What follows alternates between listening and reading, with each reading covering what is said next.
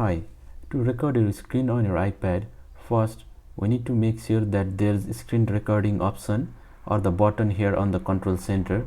Depending on your iPad model, you might see the control center by swiping down or from the bottom. And then if you don't see the screen recording button here, what we need to do is you need to go to the iPad setting and then go to control center, and then we will add screen recording button to the control center from here. So I have just added the screen recording option. Now if I swipe down, you can see the screen recording button here in the control center.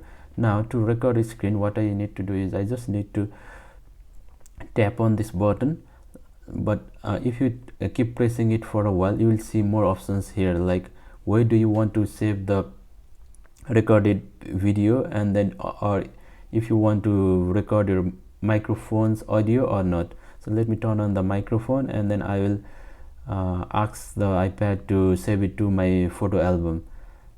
So it will have a countdown of 3 seconds, and then it has started recording.